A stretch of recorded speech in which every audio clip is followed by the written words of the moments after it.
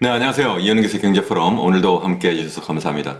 오늘은 제가 2025년 경제 전망을 시리즈로 지금 계속 말씀드리고 있는데요. 제일 먼저 환율과 금리 이야기했고, 그 다음에 경제 성장률, 그리고 세 번째로 주식시장 말씀드렸고, 오늘은 부동산 관련한 말씀을 드리려고 합니다. 그래서 제목을 어떻게 잡을까 그렇게 제가 고민을 하다가 뭐 이렇게 한번 잡아봤습니다. 침몰 가능성 완벽 검토 뭐 이렇게 말씀을 드렸습니다. 이게 뭐 약간 공포 마케팅 하는 거 아니야? 뭐 이렇게 생각하실 수도 있는데 저는 그냥 개인적으로 그리고 이제 그 경제학자로서 좀 객관적으로 제가 볼 때 그렇다. 제가 어디 개인적이라는 말씀은 제가 어떤 기관에 소속해 있지 않고 그 기관의 어떤 이해관계에 휘둘리지 않고 그냥 객관적인 그러한 저의 의견이다 이렇게 말씀을 드립니다. 부동산 시장은 주식시장하고 약간 다른 면도 있긴 한데 근본적으로는 결국 이 경제 원리, 다시 말해서 시장에서의 어떤 수요와 공급의 원리에 따라서 그 부동산 시장에 있어서의 그 가격, 집값도 움직이기 마련이거든요. 다만 주식시장은 좀 약간 실물 경제보다는 약간 좀 선행하는 그러한 경향이 있고 부동산 시장은 실물 시장보다 약간 후행하는 그러한 경향이 있는데 후행하거나 약간 동행하는 그러한 경향이 있는데 어쨌든 비슷하게 움직인다 하는 말씀입니다. 그래서 이게 근본적으로 어쨌든 수요 공급을 꼭 들여다봐야 된다. 이걸 여러분들 스스로 한번 생각을 좀 해보세요. 모든 상품이 다 수요와 공급에서 결정되지 뭐 정부서 이렇게 해라 해서 되는 게 아니잖아요. 그래서 아니면 전문가가 이렇게 간다. 뭐 그러니까 그렇게 가는 것이 아니다 하는 말씀 제가 다시 한번 드리고 수요 측에서는 그럼 뭐냐? 결국은 집이니까 이 집을 들어가 살 사람이 늘어나면 그러면 당연히 집값은 올라갈 수밖에 없다. 그래서 우리나라 인구가 60년대 초만 하더라도 2,500만이었는데 지금 5,100만까지 늘었잖아요. 그러면서 더군다나 막 대도시, 그것도 서울 막 인구가 뭐 몰려들면서 서울 집값이 올라갈 수밖에 없었다 하는 말씀 드리고 이제는 인구가 줄어들고 있고 더군다나 고령화되고 있고 그 이야기는 뭐냐면 정말 열심히 집을 막그 구매하려고 하는 그 수요를 많이 갖고 있는 그런 젊은 층, 30대, 40대, 50대의 그런 인구는 자꾸 줄어들고 있다는 거예요. 상대적으로 더 빠르게 줄어들고 있다 하는 이야기입니다. 뭐 쉽게 얘기하면 뭐 생산 가능 인구를 갖다가 15세부터 64세까지라고 하는데 매년 한 30만 명씩 감소하고 있는데 더 빠르게 감소할 거다 이렇게 말씀드렸고 서울 수도권은 뭐 괜찮은데 아니다는 말씀도 제가 계속 드렸고 뭐 가구 수도 그거 아니라는데 아닙니다. 서울도 가구 수가 주로 30대, 40대, 50대의 가구 수는 줄어들고 있다는 말씀도 계속 드렸어요. 그래서 이 수요 측에서 인구 요소만 놓고 보면 이 수요가 감소할 수밖에 없다는 거고 이 소득도 기본적으로 인구 고령화와 맞물려서 성장 잠재력, 잠재 성장률이 계속 하락하고 있다고 말씀드렸고 이게 2030년대 중반이면 이게 1% 밑으로 떨어지고 50년대쯤 되면 0%까지도 갈 거다. 이렇게 어쩌면 그 밑으로 떨어질 거다. 이렇게 말씀드렸잖아요. 결국 내 집을 한번 사면 뭐 1, 2년 살다가 파는 게 아니잖아요. 그러니까 이게 적어도 10년은 내다보고 집을 사야 되는데 10년 뒤면 여러분들 결국은 우리나라의 성장 잠재력이 1% 밑으로 떨어지고 그거는 일본 상황이에요. 일본이 그래서 일본이 0%부터 1% 왔다 갔다 하면서 그냥 30년 지냈거든요. 그런 상황으로 갈 거다 하는 겁니다. 그런데 어떻게 이 부동산 수요가 살겠냐는 거죠. 그러니까 인구도 안 늘고 가구 수도 안 느니까 줄어들고 또 소득이라도 늘어지면 좋은 집, 큰 집으로 찾을 텐데 그것도 안 늘어날 거다. 금리라도 팍 떨어지면 되지 않냐.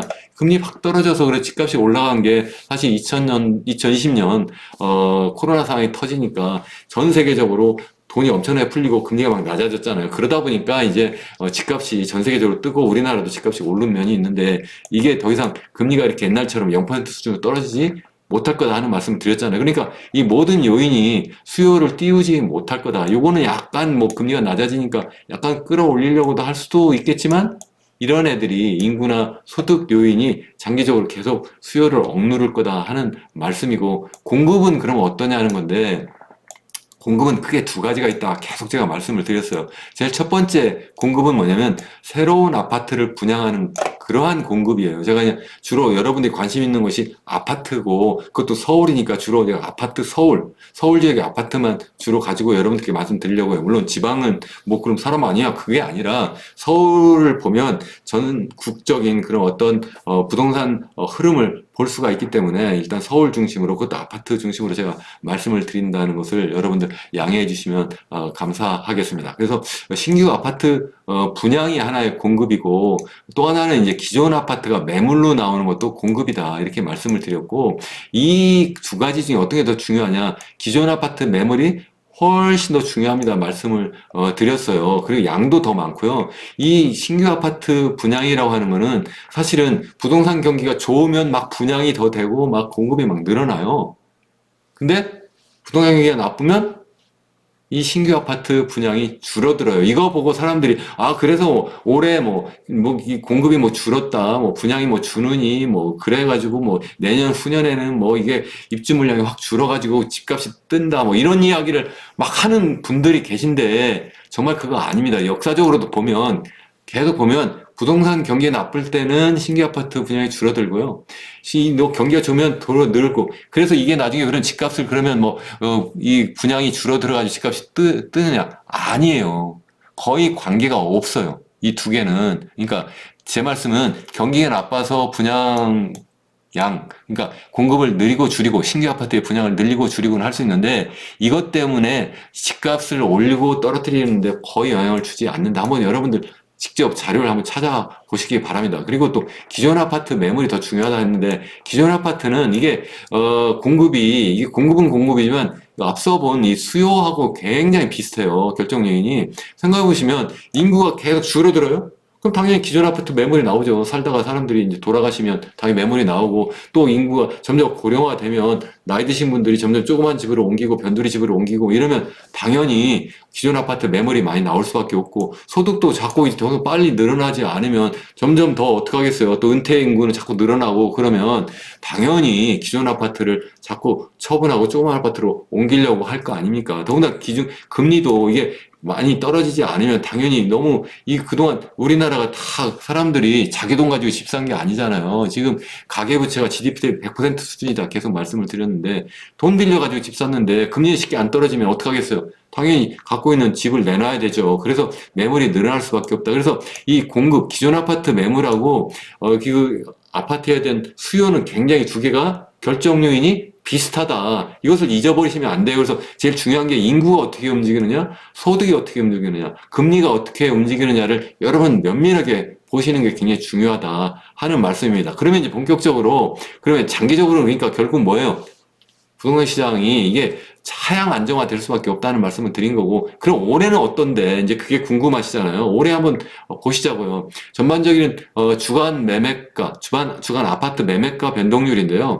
이거 보시면 여기 한국부동산원에서 나온 건데 전국이 하얀색이고 서울이 이제 노란색인데 이거 보시면 수도권은 이제 하늘색인데 이게 전국적으로 계속 이미 올해 이제 하반기부터 이제 떨어지고 있는 그런 추세가 지금 보이고 그리고 이제 수도권도 좀 최근에 확 떨어지는데 그래서 서울은 그래도 아직 안 떨어지고 약간 플러스 0.001이다. 이게 과연 무슨 의미인지 저는 잘 모르겠는데 저는 매주 이 한국부동산원에서 이렇게 막 주간 아파트 매매가 변동을 하면서 막 이거 가지고 사람들 공포 마케팅 하는 거 전 개인적으로 좋아하지 않습니다. 실제 어떻게 이걸 갖다가 조사해서 발표하는지도 좀 더 제가 사실 조사해서 까발리고 싶은 생각도 있는데요. 어쨌든 이걸 놓고 보더라도 지금 계속 줄어들고 있다 하는 말씀을 일단 드린다. 그러면 제가 다른 여러 가지 경제 전망 주가라든가 아니 경제 성장률이라든가 환율이라든가 이런 것도 다른 사람들 다른 기관 어떻게 보는가에 대해서 먼저 말씀드리고 제 의견을 말씀드렸잖아요. 그래서 다른 분들 의견은 어떤가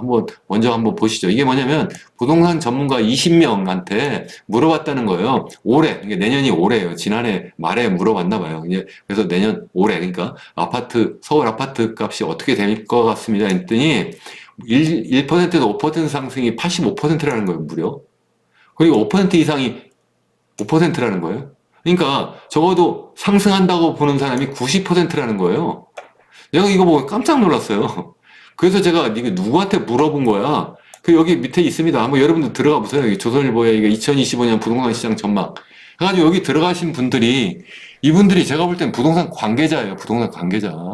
대체로 집값이 떨어지는 것보다 오르는 것을 더 좋아하시는 분들이고 대부분 그동안 집값이 계속 오른다고 보신 분들 한번 보세요. 2022년 하반기에 집값이 떨어질 때도 이분들이 뭐라고 말씀하셨는지 집값이 계속 오른다고 대체로 보시는 분들이 아닌가. 주로 올라야지만 그 분들이 더 좋은 이유가 여러 가지가 있지 않을까 이런 생각을 해요. 사실은 이 전문가가 어떻게 이걸 맞히겠어요? 이분들은 제가 그래서 개인적으로 제가 객관적으로 학자로서 말씀드린 이유가 바로 그것 때문에 그래요. 저는 어디 소속되어 있지 않기 때문에.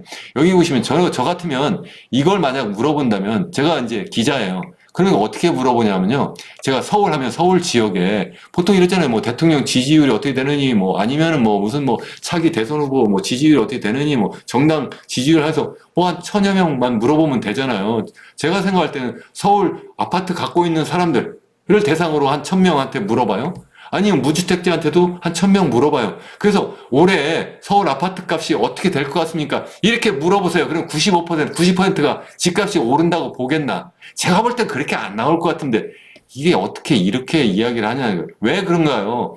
왜냐하면 이분들이 뭐라고 하냐면 대부분 집값이 오른다는 이야기가 주로 이야기가 첫 번째 신규 아파트 공급 물량이 부족해서 그렇다는 거예요. 두 번째, 금리가 많이 떨어져서 그럴 거다. 뭐 공사비가 상승해서 그럴 거다. 서울 정부가 집값은 계속 올릴 수밖에 없다. 뭐 이렇게 크게 네 가지 정도 이유를 대거든요. 이 네 가지를 제가 하나하나 제가 뭐 여러분들과 함께 곰씹어 보려고 해요. 우선 첫 번째, 이 아파트 공급 물량이 부족해서 그렇다. 제가 좀 전에 90%가 서울 아파트 집값이 오를 겁니다. 이렇게 말씀을 하셨다고 그러잖아요. 20명의 전문가라는 분이. 근데 여기 보시면 여기 뭐라고 하냐면 그 이유가 뭐냐면 예년보다 공급이 부족해서 그럴 거다 이렇게 이야기를 하는 거예요.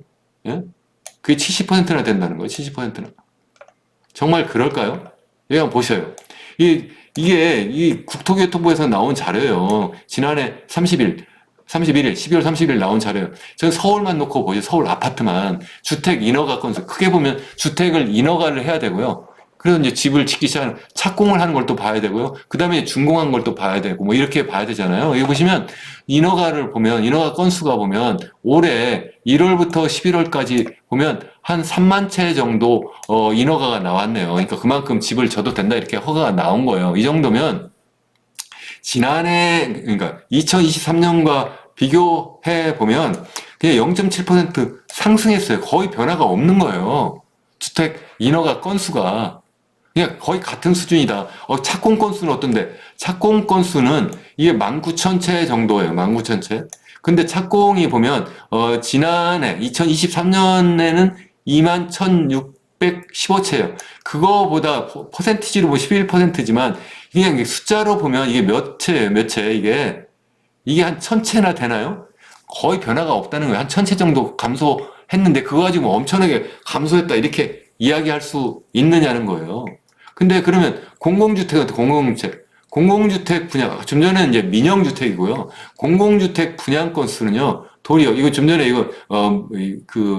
민간주택입니다. 이거는 이제 공공주택인데, 서울의 공공주택이 보시면, 1월부터 11월까지 26,000채가 공급되었고요, 분양되었고요. 이거는 23년보다도 훨씬 많이 증가했어요. 무려 22.6%나 증가했어요. 저는 공공주택을 많이 늘려야 된다. 제가 계속 여러분들께 지금 말씀을 드리고 있는데, 정말 최근에 이게 늘어났다는 게 정말 신기할 정도로, 그것도 숫자도 이게 26,000채면요. 여기 민간주택, 여기 착공 건수나 뭐 인허가 건수보다 더 많거나 비슷하거나 뭐 이런 수준이에요. 굉장히 많이 늘어났다는 거고요. 또 이거 민간주택, 이거 준공 입주 건수도 이렇게 보시면 아마 주택 준공 입주 건수는 아마 민간하고 공공이 같이 들어갔을 거라고도 생각이 되는데 정확하게 잘 모르겠습니다. 어쨌든 35,000채 정도, 35,500채가 입주가 됐어요. 준공돼가지고. 이 정도면요. 2023년도 25,867채보다 무려 10,000채 정도 많아요. 37%나 많아요. 근데 도대체 뭘 기준으로 지금 이게 도대체 줄어든다는 건지 잘 모르겠습니다.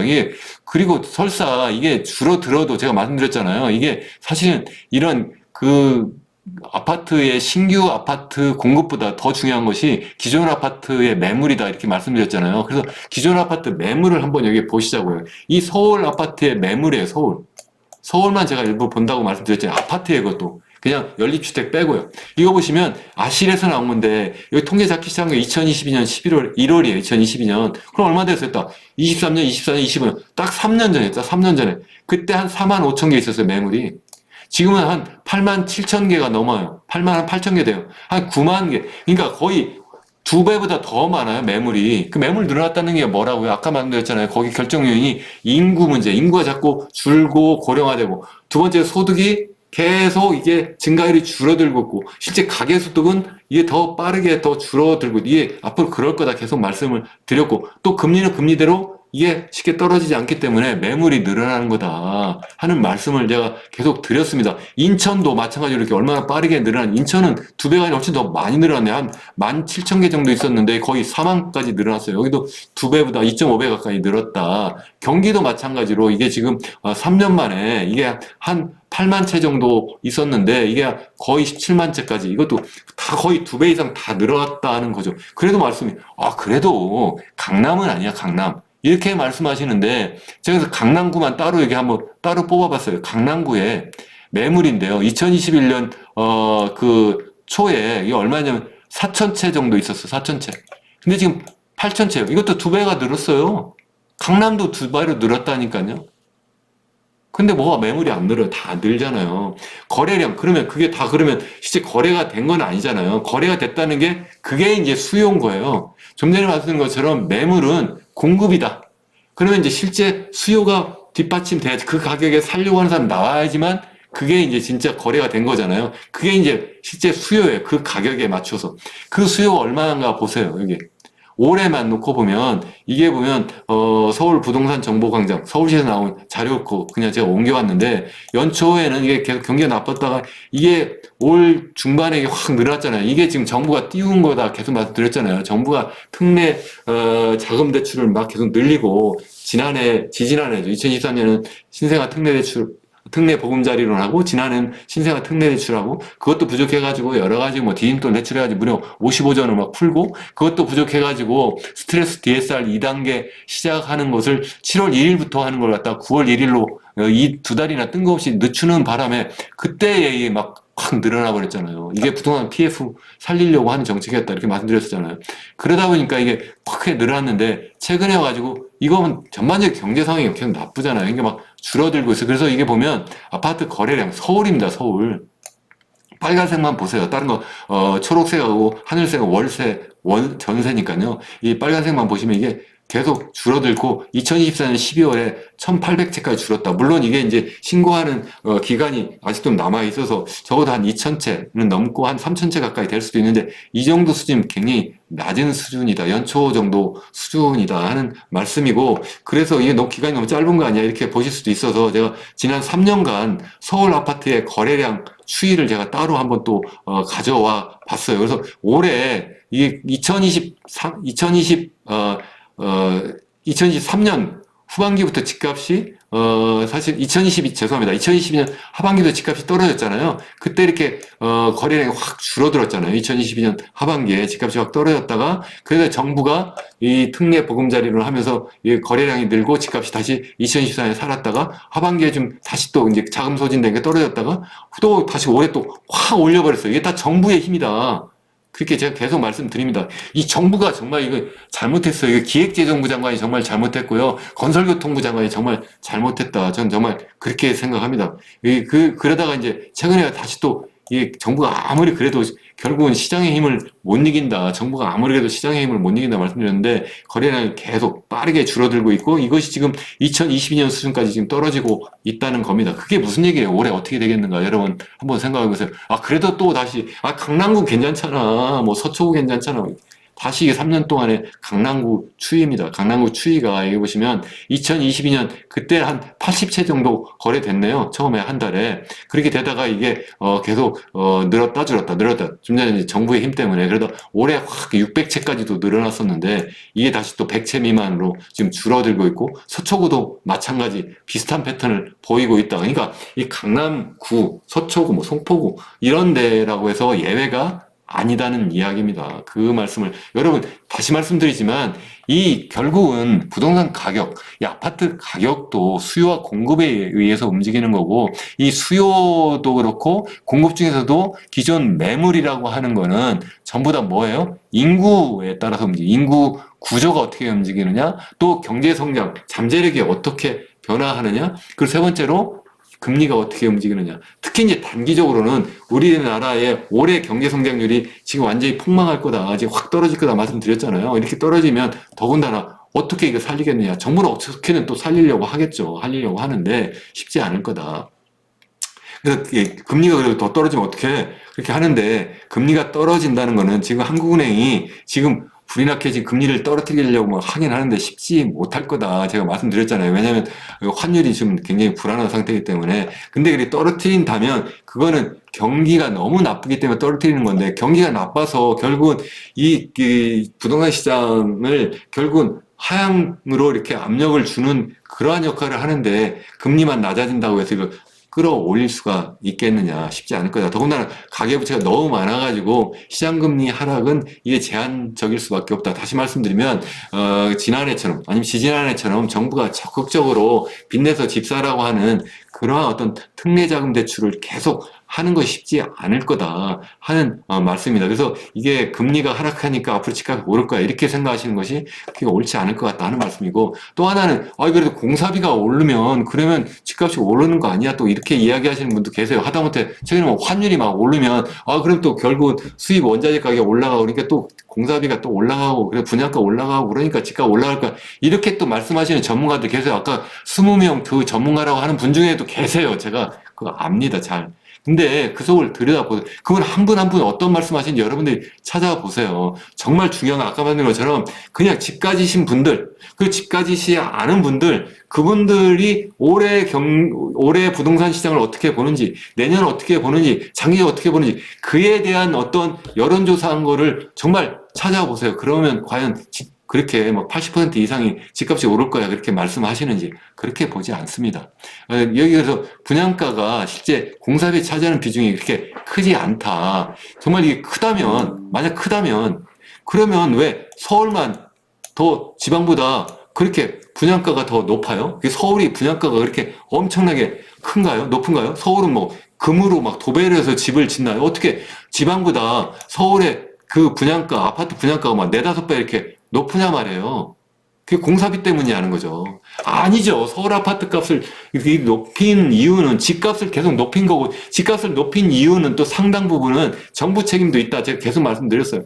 LH 같은 거, 결국은 이 토지 주택 공사인데 토지를 그러면 막 자기들이 이 토지를 갖다가 계속 뭐 그린벨트도 푼다고 하고 막 이렇게 하잖아요. 그래서 막 토지 개발해서 이제 주택 용지를 만들어요. 그럼 자기들이 거기서 공공주택을 분양해서 건설해서 그걸 싸게 공사를 그걸 갖다가 공급을 해야 되는데 그렇게 안 하고 그럴 때 입찰을 붙여가지고 민간업체들 중에서 제일 비싸게 그걸 써낸 그런 업체한테 그걸 분양해버려요. 그러니까 당연히 집값이 또 올라가죠.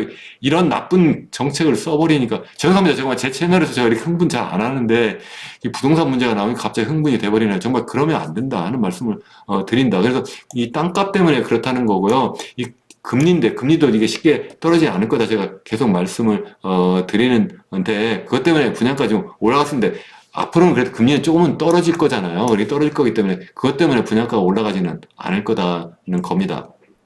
또 한 가지 또 볼 수 있는 게 이 경매 건수인데요. 이거 보시면 경매 건수가 서울이에요. 서울 아파트 경매 건수가 지금 보니까 이게 지금 무려 지난해 3,267건수였다는 거예요.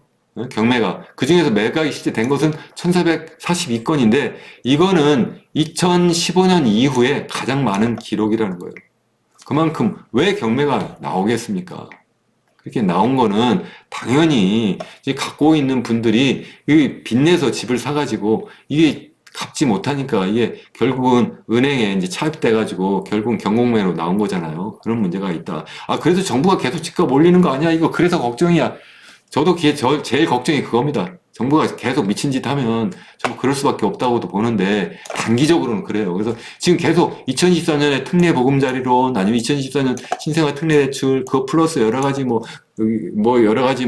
이 특례 대출 정책 자금을 막 디딤돌 대출이니 아니면 하다못해 버팀목 대출 해가지고 그 전세 대출까지도 막 싸게 막 해가지고 사람들이 빚내서 집도 사고 전세 막 들어가게 해가지고 집값 띄우는 정책 이런 거 쓰면 안 되는데 올해도 55조 쓴다고는 하는데 이거 과연 쓸 수 있을까? 지금 전국도 혼란스럽고 또 정부도 만약 바뀌고 이렇게 되면 이것도 쓰지 못하지 않을까 이렇게 저는 생각을 하는데 아무튼 이게 이거 믿고 여러분 집 사면 안 된다. 저는 그렇게 생각을 하고 있습니다. 그러니까 제가 지금 여러분들께 이 부동산 시장이 전반적으로 계속 좋지 않을 거다. 그러니까 여러분이 좋다고 이야기하는 건 집 갖고 계신 분들 기준으로 그렇다는 거예요. 그러니까 사실 저는 부동산 시장이 좋다 이런 말씀을 하고 싶지 않아요. 집값이 오르는 게 왜 좋은 거예요. 무주택자가 전체 가구 수의 절반이 무주택자예요. 그분들 생각하면 집값이 오르면 당연히 안 좋죠. 국가적으로도 집값이 계속 이게 오르는 건 정말 안 좋다 이렇게 말씀을 드렸는데 제일 바람직한 것은 좀 하향 안정화하는 것이다 이렇게 저는 생각을 하는데